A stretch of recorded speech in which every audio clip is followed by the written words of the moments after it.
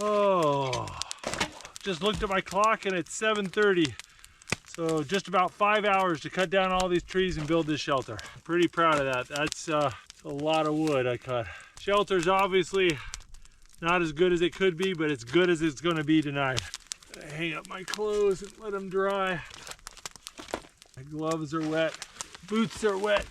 These logs are frozen and covered in ice. Makes them really cold and it's gonna get me wet, so we gotta dry them.